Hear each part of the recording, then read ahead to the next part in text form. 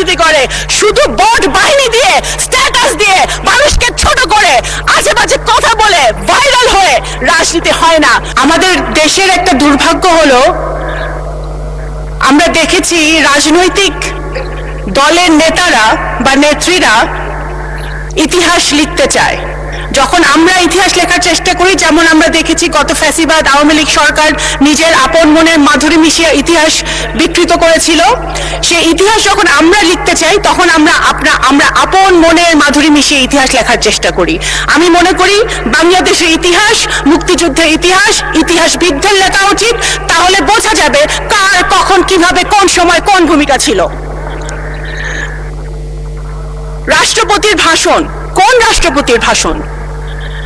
রাষ্ট্রপতি সেই রাষ্ট্রপতি যে রাষ্ট্রপতি আমাদের জুলাই যোদ্ধারা যারা শহীদ হয়েছেন, যাদের রক্ত দিয়েছেন 17 বছর ধরে, যে সকল বিএনপির নেতাকর্মীরা প্রাণ দিয়েছে, গুম হয়েছে, খুন হয়েছে, তাদের রক্তের বিনিময়ে আমরা যে 5ই আগস্ট পেয়েছিলাম, তারপরে যে ইন্টারিম সরকার এসেছিল ডক্টর ইউনূসের নেতৃত্বে, সেই সরকার যেই রাষ্ট্রপতি শপথ পড়িয়েছিলেন সেই রাষ্ট্রপতির ভাষণ, এবং সেই সরকারে আমাদের যারা এখানে সামনে বসে আছে আমার ছোট ভাইরা, তারাও ওই সরকারের সদস্য ছিলেন। যদি রাষ্ট্রপতি অবৈধ হয়, যদি রাষ্ট্রপতির ভাষণ অবৈধ হয়, তাহলে তৎকালীন সরকারও কিন্তু অবৈধ হয় নাকি সেটা ভেবে দেখতে হবে। কোন রাষ্ট্রপতি? সেই রাষ্ট্রপতি যে রাষ্ট্রপতি এই মজলুম, আজকে আমাদের মাননীয় বিরোধী দলের নেতা উনি সবসময় একটি কথা বলেন যে এই সংসদ মজলুমদের সংসদ। সত্য কথা, 100% সত্য কথা। এই সংসদে গুম থেকে ফেরত আসা সংসদ সদস্য আছে, এই সংসদে আয়নাঘর থেকে ফেরত আসা সংসদ সদস্য আছে, এই সংসদে ফাঁসির কেষ্ট থেকে ফেরত আসা সংসদ সদস্য আছে, হাজার হাজার মামলা মাথায় নিয়ে তারা জেল খেটেছে সেই সংসদ সদস্য আছে। সুতরাং এই ইটস এ ইউনিক পার্লামেন্ট। অবশ্যই এই মজলুম কারা আমাদেরকে মজলুম বানিয়েছিল? গত ফ্যাসিবাদী সরকার যারা আমাদেরকে মজলুম বানিয়েছিল, সেই মজলুমের পার্লামেন্টে মজলুম দ্বারা নির্বাচিত রাষ্ট্রপতি এসে যখন ফ্যাসিবাদের বিরুদ্ধে কথা বলে, গুম খুনের বিরুদ্ধে কথা বলে, গণতন্ত্রের পক্ষে কথা বলে, শহীদ জিয়ার পক্ষে কথা বলে, বেগম খালেদা জিয়ার গুণগান গায়, বিএনপির গুণগান গায়, সেটা অবশ্যই আমাদের সার্থকতা। মাননীয় স্পিকার, এখন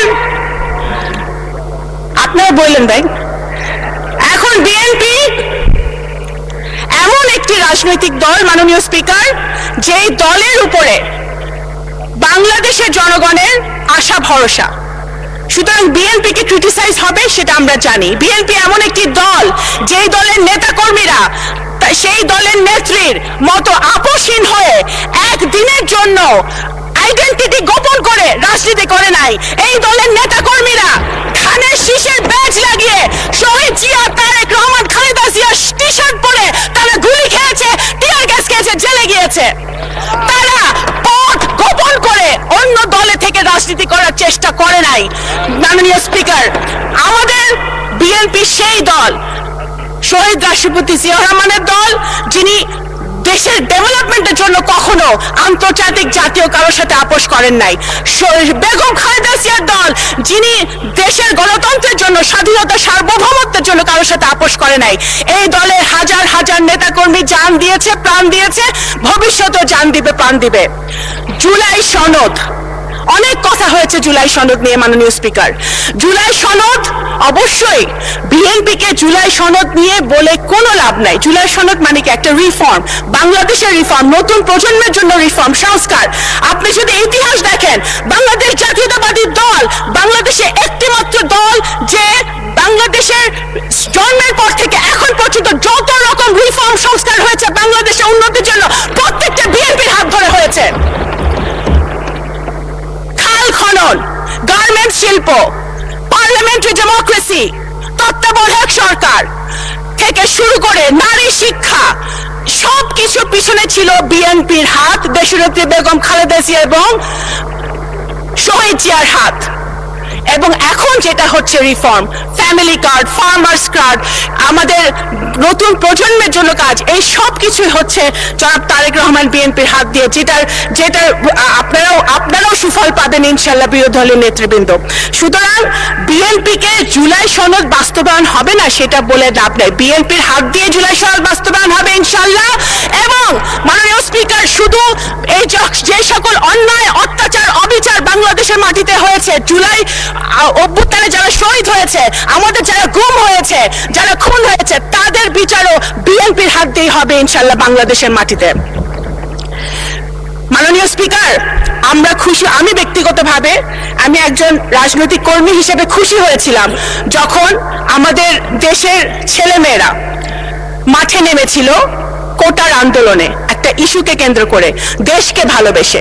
আমরা সেটা খুশি হয়েছিলাম, কারণ আমরা সবসময় বলে আসছিলাম যে এই দেশের নতুন প্রজন্ম রাজনীতি পছন্দ করে না, দেশকে ভালোবাসে না। সেটা জুলাই অভ্যুত্থান মিথ্যা প্রমাণ করেছে।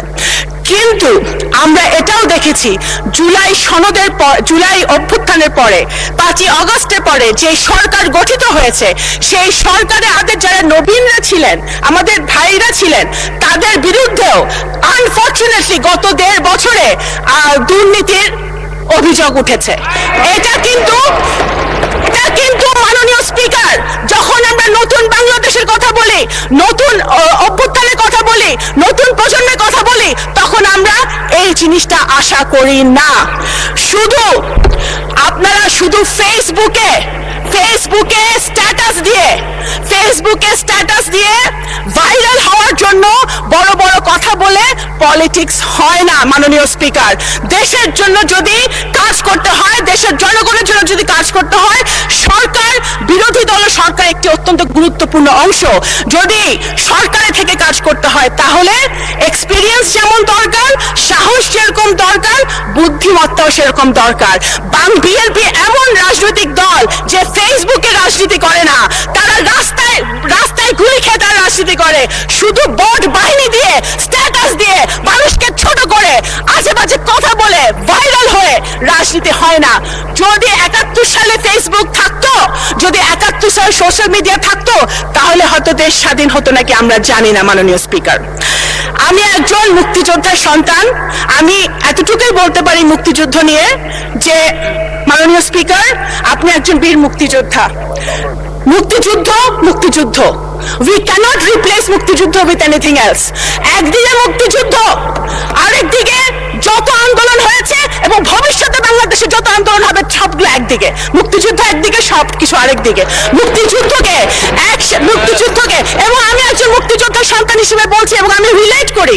আমার সামনে বসে আছে যারা, নাহিদ বসে আছে, আমাদের হাসনাত বসে আছে, যারা মাননীয় সংসদ সদস্যরা বসে আছে। আই এম সরি, আমি ওদের সেন্টিমেন্টকে আমি রিলেট করি।